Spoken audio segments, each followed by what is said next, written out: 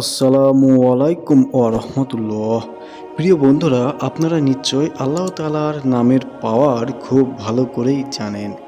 আজকের এই ভিডিওতে আমি আল্লাহ তাআলার পাক নাম ইয়া রব্বানা মাত্র 7 বার পড়ার ফায়দা জানাবো।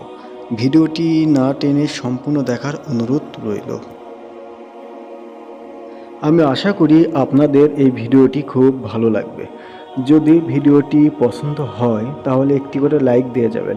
আমি সব সময় ইয়া রব্বানা নামের আমল করে অনেক ফায়দা পেয়েছি বন্ধুরা, তাই আজ থেকে আপনারাও এই আমলটি করা শুরু করে দিন।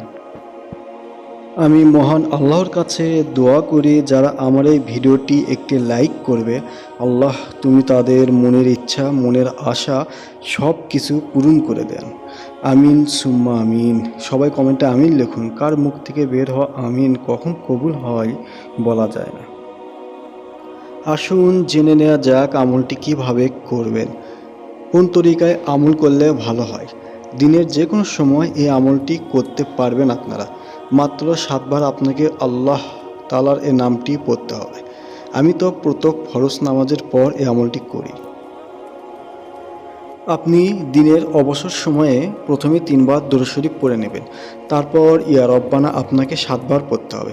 শেষে আপনি আবার 3 বার দরুদ শরীফ পড়বেন, আগে যে দরুদ শরীফ পড়েছেন। এতটুকুই ওজিফা আপনাকে করতে হবে।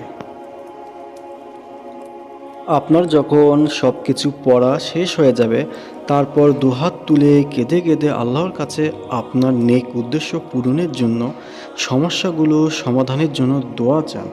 এই আমলের বরকতে ইনশাআল্লাহ আপনি যে দোয়াই চান না কেন আল্লাহ তাআলার দরবারে তা কবুল হয়ে যাবে। আপনি কতদিন এই আমলটি করবেন? আপনি সব সময় এই আমলটি করতে পারেন। সুখে থাকুন, দুঃখে থাকুন, সমস্যায় পড়ুন, ভালো মন্দ অবস্থায় সব সময় আপনি আমলটি করবেন বন্ধুরা। আপনি আমলটিকে জীবনের একটি অংশ বানিয়ে নিন। যখন আপনার কোনো বিপদ মুসিবত আসবে তখনই আমলটি করবেন, যে কোনো পরিস্থিতিতে বন্ধুরা। যখন আপনি নতুন কাজ শুরু করবেন, শুরু করার আগে আমলটি করুন।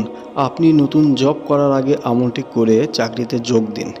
আপনি ব্যবসার শুরুতে আমলটি করুন, পরীক্ষার শুরুতে আমলটি করতে পারেন। যে কোনো পরিস্থিতিতে আমলটি করলে ভালো ফল পাওয়া যায় বন্ধুরা। আপনি যখন পেরেশানিতে থাকবেন তখন আমলটি করুন, ইনশাআল্লাহ আপনার পেরেশানি দূর হয়ে যাবে। অসুস্থ অবস্থায় আমলটি করলে আরোগ্য লাভ হয়। আপনি অন্য কারোর জন্য আমলটি করতে পারেন বন্ধুরা।